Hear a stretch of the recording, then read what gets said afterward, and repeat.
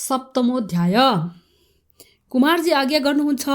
हे अगस्त्य मुनि, सती देवीले यज्ञमा फाल हाली प्राण छोडेको देख्न साथ देवता, यक्ष, गन्धर्व, नाग, अप्सरा र त्यहाँ रहेका सबैले लौननी कस्तो अनर्थ भयो भनी हाहाकार गर्न लागे। त्यही मौकामा अकस्मात कुइरी मण्डल धुलो उडी आकाश टपक्कै ढाक्यो र जताततै घनघोर अन्धकार भयो। हावा पनि पूर्वको पश्चिमतिर अनि पश्चिमको पूर्वतिर हान्निन लाग्यो। बिना बादल मेघ चड्के जस्तो चड्कन लाग्यो। सबै देवताका आँखामा धुलो परी आँखा मिच्दै भूमिमा जथाभावी घोप्टिन लागे। कतिलाई उडाई बेपत्ता पार्यो, कति डाक्को छोडेर रुन लागे, कति आफ्ना जीवको सम्हार गर्न लागे। यसरी अकस्मात अचम्मको उत्पात भयो र त्यो देखि दक्ष प्रजापतिले मनमा चिन्ता गरी त्यसै आत्तिनु हुँदैन, धैर्य गर्नुहोस्, डराउनु पर्दैन भनी सबैलाई सम्झाइ बुझाइ आकुल व्याकुल भई आफ्ना गुरु बृहस्पति ऋषिका छेउमा गई, हे गुरु, अब कसो गरौँ, अनर्थ भयो, हाहाकार पर्यो भनी दक्ष प्रजापति आत्तिन लागे। त्यही बेला नारद ऋषिले सती देवीको त्यस्तो हालत देखेर वायुवेगले तुरुन्त गई कैलाशमा पुगेर श्री महादेवका चरणमा दण्डवत प्रणाम गरी बिन्ती गरे, हे ईश्वर, के गर्ने, अनर्थ भयो। सती देवीले अग्निकुण्डमा प्रवेश गरी प्राण छोड्नुभयो। हे करुणामय पापिष्ठ दक्ष प्रजापतिले तपाईँलाई नाना तरहका निन्दा र हेला गरी गाली गरे। त्यो कहाँको देवता हो, त्यो बौला पो हो, त्यसलाई नडाकी मलाई के होला भनी निन्दा गरेको सतीदेवीले सुनी सहन नसकी एकदम रिसाएर लात्तीले भुइँमा हानी कसैको पनि मुख नहेरी झटाझट यज्ञ प्रदक्षिणा गरी तपाईँको नाम लिँदै यज्ञ कुण्डमा फाल हाली प्राण त्याग गर्नुभयो। हे प्रभु, तपाईँका डरले अग्निले शरीर डढाउन सकेको छैन। सतीदेवी प्राण मात्र छाडी सुते झैँ गरी यज्ञ कुण्डमा रहनु भएको छ। हे ईश्वर, यी कुरा बिन्ती गरौँ भनी आएको हुँ, अब कसो गरौँ, अनर्थ भयो। यस्तो नारद मुनिले भनेको सुनि श्री महादेवले तुरुन्त शोकाकुल भई आज्ञा गर्नुभयो, हे मुने, यो के कुरा साँच्चै हो? के मेरो सतीदेवी साँच्चै यस लोकमा छैनन्? नारद बिन्ती गर्छन्, हे ईश्वर, तपाईँका अगाडि म कहिले झुटो बोल्दथेँ, ध्यान दृष्टिले हेर्नुहोस्। यस्तो सुनात श्री महादेवले एकदम रिसाएर तिनै आँखाबाट आगाको मुस्रो निकाली कटकट तारा किटी रिसले मसक्क मुठी पारी नारदकै अगाडि भन्नुभयो, हे नारद, 33 कोटी देवताले रक्षा गरिराखेको त्यो पापिष्ठ घमण्डी दक्ष प्रजापतिको म निर्मूल नगरी छाड्ने छैन। अब तिमी आफ्ना आश्रममा जाऊ भनी बिदा दिनुभयो र नारद साष्टाङ्ग प्रणाम गरी त्यहाँबाट ब्रह्मलोकमा गए। त्यहाँ पछि श्री महादेवले सती देवीलाई झल्झली सम्झी दक्षमाथि अत्यन्त क्रोध गरी तिनै आँखाबाट अग्निका ज्वाला निकाली आफ्नो शिरबाट एक जटा निकाली पृथ्वीमा पछार्नुभयो। त्यहाँबाट मेघ गर्जे झैँ ठुलो शब्द गर्दै कराई महाभयङ्कर चतुष्ठी योगिनी भूत प्रेत र प्रमथगणका साथ भई महाकाली निस्किन्। ती कस्ती थिइन् भने महाभयानक मूर्ति, आँखाबाट आगो निस्केकी, लामा लामा दारा निस्केकी, आकाश जस्तो पेट भएकी, महाभीषण अर्थात् एकदम डरलाग्दी मूर्ति, मुण्डमाला लाएकी, बाघको छालाले कम्मरमा बेरिएकी, जगल्टा फिजारिएकी, दाहिने हातमा खड्ग लिएकी, कहिले लपलपाउँदो लामो जिब्रो निकाली खितखित हाँस्ने, कहिले ल्यापल्याप जिब्रो चलाउने, यस्तै महाकाली श्री महादेवका अगाडि खडा भई के कामले आराधना गर्नुभयो, आज्ञा होस् भन्दी भइन्। फेरि महादेवले एक जटा निकाली भूमिमा पछार्नुभयो र पृथ्वी डगमगाउँदै सिंहनाद गरे झैँ गर्जदै हजार सूर्यको जस्तो तेज भएका, मुण्डमाला लगाएका, दाहिने हातमा त्रिशूल लिएका भीषण मूर्ति वीरभद्र श्री महादेवका अगाडि खडा भए। तब महाकाली र वीरभद्रले बिन्ती गर्न लागे, हे ईश्वर, किन हामीलाई आराधना गर्नुभयो, आज्ञा होस्। श्री महादेव आज्ञा गर्नुहुन्छ, हे वीरभद्र महाकाली, तिमीहरू दुवै अहिले गई 33 कोटी देवताले रक्षा गरिराखेको पापिष्ठ दक्ष प्रजापतिको यज्ञ विध्वंस गरी दक्षको संहार गरी 33 कोटी देवतालाई हाहाकार गरायो। हे वीरभद्र महाकाली, यसै कामलाई तिमीहरूको आराधना गरेको हुँ। अब तिमीहरू नन्दी भृङ्गी विसम्झर 64 योगिनीलाई समेत साथमा लिई दक्षको नाश गर्न तुरुन्तै गइहाल भनी आज्ञा दिनुभयो। श्री महादेवको आज्ञा शिरमा राखी तिनीहरू मेघ गर्जे झैँ गर्जदै पृथ्वी कपाउँदै काल आए झैँ गरी एकदम रिसाएर कैलाशदेखि झरे। यिनीहरूको चालामालादेखि भार थाम्न साह्रै मुस्किल पर्यो र पृथ्वी डगमगाउन लागिन्। 7 समुद्र छचल्किन लागे, सब जीव जन्तु त्राही त्राही भए। फेरि दक्ष प्रजापतिका यज्ञमा पनि अनेक उत्पात हुन लाग्यो। आकाशमा गिद्ध, काग र चिलहरू कराई फनफनी घुम्न लागे। स्याल दुवै आँखा र मुखबाट आगो निकाली कराई कराई हिँड्न लागे। फेरि रगतको वृष्टि भयो, हावा विपरीत चल्न लाग्यो। यस्तो देखेर यज्ञमा रहेका सबै हाहाकार गरी कराउन लागे। कोही जथाभावी भाग्न लागे। स्वास्नी मानिस, केटाकेटी र बुढाहरू भाग्न नसकी भूमिमा घोप्टो परी रुन कराउन लागे। कोही सबैको सम्भार गर्नपट्टि लागे।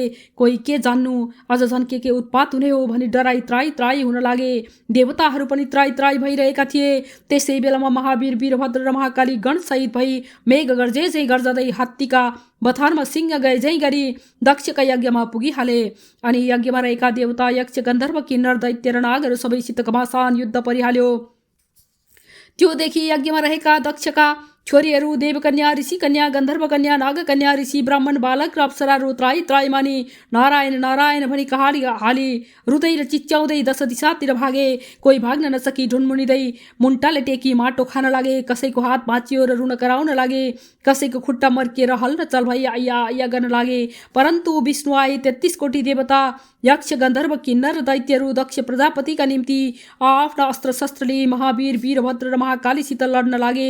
दुवैतिरका सेना एक एक हुङ्कार गर्जन जिक्द थिए। इन्द्रादि 33 कोटी देवताले वीरभद्र र महाकालीमाथि खनिँदै अनेक शस्त्र अस्त्र वर्षाउन लागे। ती शस्त्र अस्त्र के भने? ब्रह्मास्त्र, इन्द्रास्त्र, दिव्यास्त्र, वरुणास्त्र, अरण्यास्त्र, तोमर, बिन्दिपाल, गदा, खड्ग, मुसल र नागपास। तिनै वीरभद्र र महाकालीहरूमाथि प्रहार गरे। त्यसरी आफूहरूलाई शस्त्र प्रहार गरेको देखि वीरभद्रका गणहरू पनि खैला र बैला गर्जदै फौजभित्र पसी।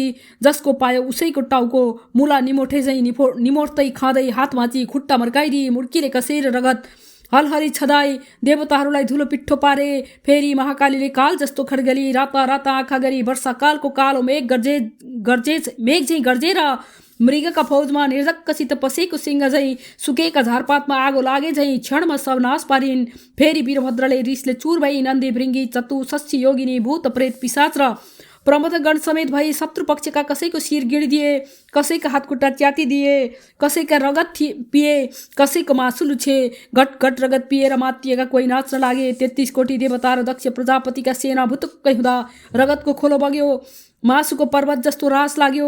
देवता, यक्ष, गन्धर्व, किन्नर, दैत्य, नाग र दक्ष प्रजापतिका सेनाले फेरि महाकाली उप अस्त्र शस्त्र वर्षाए। ती अस्त्र शस्त्र महाकालीका नगिचमा आउन साथ भस्म भए। महाकाली, चतुष्ठी योगिनी, भूत, प्रेत, पिशाच र प्रमथगणले फेरि दक्ष प्रजापतिका सेनाको संहार गरे। विषम ज्वरले पनि सबैका शरीरमा घुसेर चेत तराइदियो। तब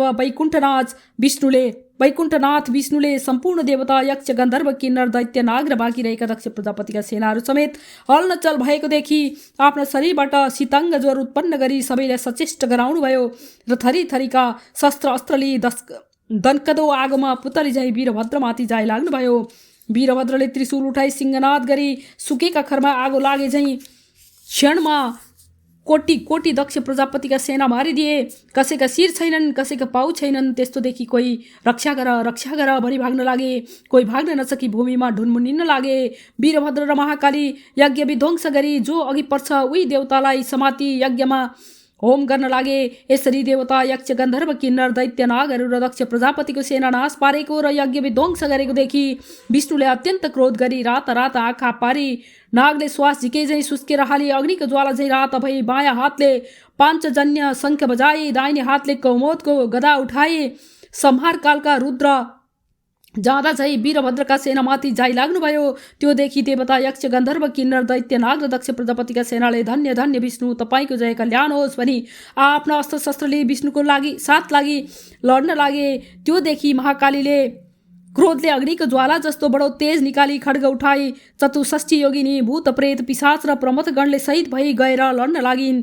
जस्तो ठुलो हुरी चल्दा मेघ खण्ड खण्ड भई फाट्दछ त्यस्तै गरी देवता, यक्ष, गन्धर्व, किन्नर, दैत्य, नाग र दक्ष प्रजापतिका सेनालाई महाकालीले छिन्न भिन्न पारी 10 दिशामा भगाइन्। यो देखि विष्णुले निर्धक्कैसित वीरभद्रका छातीमा कौमोदकी गदाको प्रहार गर्नुभयो। त्यो गदाको चोट खप्न नसकी वीरभद्र मूर्छा भई भूमिमा गिरे। फेरि विष्णुले नन्दी, भृङ्गी, चतुष्ठी योगिनी, भूत, प्रेत, पिशाच र प्रमथगणलाई त्राई त्राई गराई पाञ्चजन्य शङ्ख बजाई गदा उठाई जाइ लागिहाल्नुभयो। नन्दी, भृङ्गी, चतुष्ठी योगिनी, भूत, प्रेत, पिशाच र प्रमथगण शङ्खका शब्दले र गदाका प्रहारले कोही भूमिमा गिरी मूर्छा परे, कोही जता पायो उतै भाग्न लागे। त्यो देखि देवता, यक्ष, गन्धर्व, किन्नर, दैत्य, नाग र दक्ष प्रजापतिका सेनाले धन्य धन्य विष्णु भनी पुष्पवृष्टि गरी स्तुति गरेको मूर्छा भइरहेका महावीर वीरभद्रका कानमा झट्ट पर्यो र चेत आयो। वीरभद्रले जुर्मुराउँदै उठी हेर्दा आफ्ना सेना कोही भूमिमा परि लडिराखेका र कोही भाग्न लागेका देखि खुब रिसाएर काल समान त्रिशूल उठाई नारायणलाई ताकेर बेगले छोडे। त्यो त्रिशूल विष्णुको छातीमा लाग्यो र त्यसको चोट सहन नसकी नवद्वारबाट रगत बगाई रणभूमिमा नारायण लडेर मूर्छा पर्नुभयो। वीरभद्रले विष्णु मूर्छा परेको देखि प्रलय कालका मेघ झैँ गर्जी दक्षको सेनामाथि जाइ लागि 33 कोटी देवताको नाश पारे। वीरभद्र गर्जेको स्वरले देवताहरू त्राई त्राई भनी चिच्याउँदै कराउँदै भाग्न लागे। त्यो शब्द मूर्छामा परेका नन्दी, भृङ्गी, चतुष्ठी योगिनी, भूत, प्रेत र पिशाचका कानमा पर्दा बिउजी लर्खराउँदै उभि हेर्छन् त वीरभद्रले विष्णुलाई मूर्छामा पारी देवताहरूको नाश गर्न लागिरहेको देखि धन्य धन्य वीरभद्र भनी कोलाहल शब्द गरी दक्षका सेनामाथि जाइ लागे। यसरी घनघोर सङ्ग्राम भयो। हे अगस्त्य मुनि, महाकाली वीरभद्रले दक्षका सेनाहरूमाथि जाइ लागि। कोही देवताको टुप्पीमा फड्को मारी पछाडि खड्गले छप्काए, कसैलाई मुड्कीले हानी मारे, 64 योगिनीले कसैलाई फनक्क निमोठी मारे, कसैका काखीमा हातले प्वाल पारी मुख लगाई तन्तरी रगत पिउन लागे, कसैलाई टपाटप पक्री यज्ञमा हुत्याई मारे। यसरी 33 कोटी देवता यक्ष गन्धर्व किन्नर दैत्य र नागहरूको नाश गरेको र वीरभद्रका सेनाले जय जय भनी कराएको शब्द मूर्छामा परेका विष्णुका कानमा पर्यो र बिउजी खडा भई हेर्दा वीरभद्र र महाकालीले दक्षको यज्ञ विध्वंस गरी 33 कोटी देवता र दक्षका सेनाको समेत नाश गरेको देखि रिसले चुर भएर, हे पापिष्ट वीरभद्र, आज तेरो नाश गरुला, तेरो प्राण लिई दक्षको यज्ञ पूर्ण गरुला। तब सम्पूर्ण देवता यक्ष गन्धर्व किन्नर र दैत्य र नागहरूलाई सन्तोष होला। आज एकादश रुद्र तेरा सहाय भई आए पनि तेरो रक्षा गर्न सक्ने छैनन्। सम्पूर्ण दुष्टको नाश गर्ने यो चक्र देखिस् कि भनी सुदर्शन चक्र देखाउनु भयो। विष्णुले भनेका यस्ता क्षुद्र वचन सुनि वीरभद्रले पनि रिसाएर विष्णुलाई भने, हे पापिष्ट विष्णु, सम्पूर्ण दुष्टको नाश गर्ने चक्र भनी देखाइस्, नाश गरुला भनिस्, लौ देखाउ त कतिको नाश गर्दो रहेछस्, तुरन्त प्रहार गरिहाल। यति वीरभद्रले भनेको वचन सुनि विष्णुले रिसाएर वीरभद्रलाई ताकि सुदर्शन चक्र छोडिदिनु भयो। त्यो सुदर्शन चक्र सूर्यको जस्तो तेज भई प्रलय कालका मेघले झै गर्जी रुद्र जाँदा झै गयो। त्यसरी आएको सुदर्शन चक्रलाई देखि नन्दी भृङ्गी 64 योगिनी भूत प्रेत पिशाच र प्रमथगणले त्राई त्राई मादे पनि महावीर वीरभद्र र महाकालीका शरणमा गए।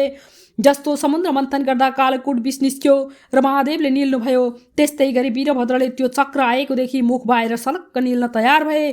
त्यो देखि विष्णुले चाँडै दगुर्दै गई वीरभद्रको मुखदेखि सुदर्शन चक्र झिकी त्यहाँदेखि अन्तर्धान भई वैकुण्ठ जानुभयो।